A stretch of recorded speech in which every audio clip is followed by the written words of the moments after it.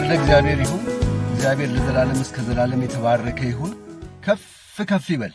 የዘላለም አምላክ እግዚአብሔር እጅግ አርጌ አመሰግነዋለሁ። ምክንያቱም መንፈስ ቅዱስን ስለሰጠን። መንፈስ ቅዱስ ጨዋ ነው። መንፈስ ቅዱስ ያስተምራል። መንፈስ ቅዱስ ጥበብን ይሰጣል። መንፈስ ቅዱስ ዕውቀትን ይሰጣል። መንፈስ ቅዱስ ያጽናናል፣ ይመክራል፣ ወደ እውነት ሁሉ ይመራናል። ክብር ለእግዚአብሔር ይሁን።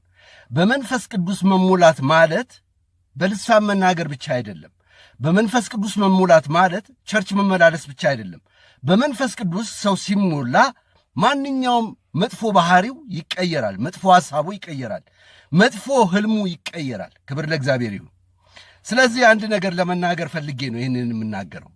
ብዙውን ጊዜ አገልጋዮች ነን ብለው የሚጠሩ ሰዎች፣ አገልጋይ ናቸው ተብለው የሚጠሩም በየቸርቹ ያሉ ሰዎች ሲስቱ እመለከታለሁ።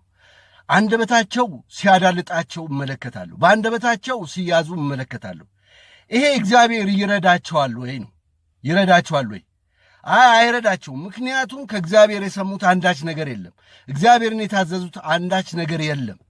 ቢኖር እግዚአብሔር ራሱ ይምራቸዋል። እግዚአብሔር ራሱ ደጀን ይሆናቸዋል፣ ጋሻ ይሆናቸዋል።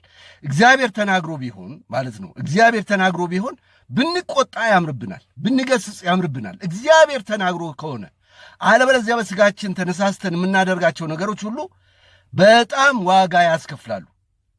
ስለዚህ እገሌ መጥፎ ነው፣ እገሌ ጥሩ ነው፣ እገሌ ደግሞ ቆንጆ ነው፣ እገሌ ደግሞ አስቀያሚ ነው፣ እገሌ ድሃ ነው፣ እገሌ ደግሞ ሀብታም ነው የምንል አመለካከት ካለን ያኔ ስተናል። ያኔ ከመንፈስ ቅዱስ የተቀበልነው አንዳች ነገር የለም። ስለዚህ የምንናገረውን ነገር አስተውል እንድንናገር የሚረዳን መንፈስ ቅዱስ ነው።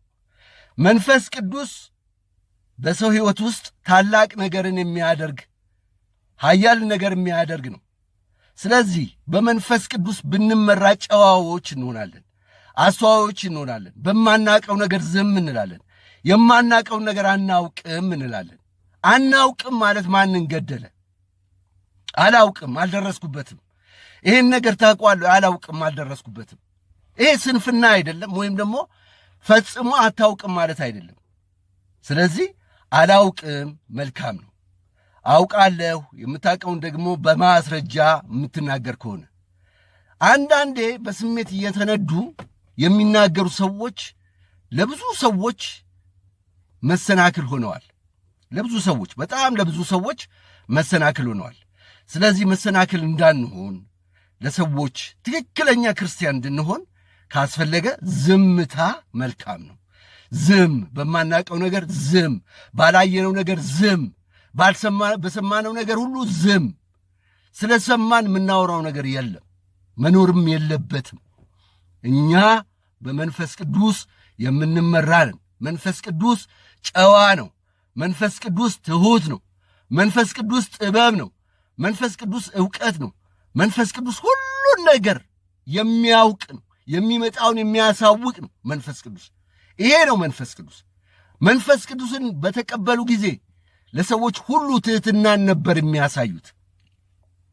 ለሰዎች ሁሉ በጎን ነገር ነበር የሚያሳዩት። ዛሬ ምን ነካን? በፖለቲካው እናውቃለን፣ በትዳሩ እናውቃለን፣ በወደቀው ላይ እናውቃለን፣ በደከመው ላይ እናውቃለን። ቃሉን ደግሞ ዘፍጥረትን ብቻ ስለጨረስን እናውቃለን። አገባብ አወጣጡን ሳናውቅ እናውቃለን። ሁሉን ነገር አዋቂዎች ሆነናል። ስለዚህ እባካችሁ ወገኖቼ፣ እባካችሁ መንፈስ ቅዱስን እንደተቀበላችሁ በመንፈስ ቅዱስ ጨዋ እንድትሆኑ በጌታ በኢየሱስ ክርስቶስ ሕያው ስም እለምናችኋለሁ። እባካችሁን አታሰድቡ። መንፈስ ቅዱስን አታሰድቡ። መንፈስ ቅዱስን አታሳዝኑ። መንፈስ ቅዱስን ሰዎች እንዲቀልዱበት አታድርጉ። በየሚዲያው ላይ በልሳን እየተናገራችሁ ሰዎች የማያውቁትን ነገር፣ ሰዎች ሊገባቸው የማይችል ይሄ ከምን ወገን እንደሆነ ሊገባቸው የማይችል ዝም ብላችሁ አታንጣጡ።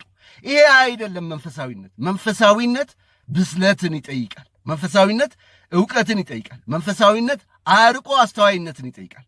ስለዚህ መንፈሳዊ ሰው መሆን መቻል አለብን። እናንተ ይላል መንፈሳዊ ቤት ለመሆን ተሰሩ ነው የሚለው አንድ ስፍራ። መንፈሳዊ ቤት ማለት የመንፈሳዊ አሰራር ወይም ደግሞ የመንፈሳዊ የጸጋ ስጦታዎች ማስቀመጫ ቤት እንድትሆኑ ተሰሩ ነው የሚለው። ክብር ለእግዚአብሔር ይሁን። ብዙ ማለት እችላለሁኝ፣ ነገር ግን በዚህ ላበቃ እፈልጋለሁ። እግዚአብሔር በነገር ሁሉ ይርዳን። አንደበታችን እንድንቆጣጠር እግዚአብሔር ያድርግ። አመለካከታችን እንድንቆጣጠር ያድርግ። ከምንሰማው ነገር እንጠበቅ፣ ከምናየው ነገር እንጠበቅ፣ ከምንናገረው ነገር እንጠበቅ። ወገኖች ሆይ ይሄ ነው ክርስትና ለእኔ የሚገባኝ እንጂ ባላወቅነው ባልተገለጠልን ነገር ላይ ዝም ብለን የምንፈርድበት፣ ዝም ብለን የምንናገርበት፣ ዝም ብለን ተነስተን የምንጮህበት ነገር አይደለም። መንፈስ ቅዱስ ዝም ብለን የምንጣጣበት፣ ዝም ብለን ራሳችንን የምናሳይበት ነገር አይደለም። መንፈስ ቅዱስ ጨዋ ነው። ክብር ለእግዚአብሔር ይሁን። ስለዚህ ዛሬ ይህንን መናገር ስለፈለግኩ ነው። መንፈስ ቅዱስ ለዘላለም እስከ ዘላለም የተባረከ ይሁን። ከፍ ከፍ ይበል። መንፈስ ቅዱስ በውስጤ ስላለ አመሰግንሃለሁ። መንፈስ ቅዱስ ስለምትመራኝ አመሰግንሃለሁ። መንፈስ ቅዱስ ስለምታስተምረኝ አመሰግንሃለሁ። መንፈስ ቅዱስ በኑሮዬም ሆነ በውጣ በውረዴ የዘላለም አምላክ እግዚአብሔር መንፈስ ቅዱስ በሁሉ ነገር ስለምትመራኝ አመሰግንሃለሁ። ሰዎችን እንድወድ ያደረከኝ፣ ጠላቶቼን እንድወድ ያደረከኝ፣ ጠላቶቼን እንድባርክ ያደረከኝ አንተ ነህ። እኔማ ትዕቢተኛ ነኝ። እኔማ ለምን እነካለሁ የምል ሰው ነኝ። ነገር ግን መንፈስ ቅዱስ አንተ ስለረዳኸኝ ዝም እንድል ጨዋ እንደሆን ስላደረከኝ አመሰግንሃለሁ። ክብር ሁሉ ለአንተ ይሁን። መንፈስ ቅዱስ ለዘላለም ተባረክ። መንፈስ ቅዱስ ወደ ማስተዋል፣ ወደ ጥበብ፣ ወደ ዕውቀት ቤተ ክርስቲያናችንን ምራት። መንፈስ ቅዱስ በአንተ እንድንመራ እርዳን።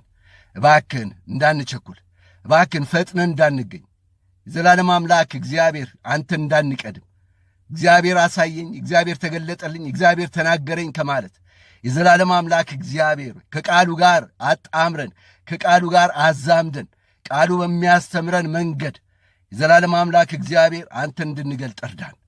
ቀሪውን ጊዜና ሰዓት ሁሉ አንተ ተረከብ። መውጣት መግባታችንን ተቆጣጠር።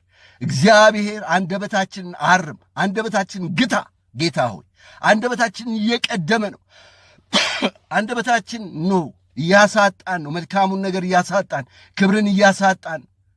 የዘላለም አምላክ እግዚአብሔር ሰዎች እንዲሳደቡ የሚያደርገው ዋናው ትልቁ ነገር አንደበታችን ያልተገራ ከሆነ ሰዎች ይሳደባሉ፣ ሰዎች ይቀየማሉ። ስለዚህ ሰዎች እንዳይቀየሙ በትሕትና በፍቅር የምናክምበትን ዘዴ አንተ ስጠን። ሁሉም ለክብር ይሁን በጌታ በኢየሱስ ክርስቶስ ያው ስም አሜን። ክብር ለእግዚአብሔር ይሁን። ተባረኩልኝ።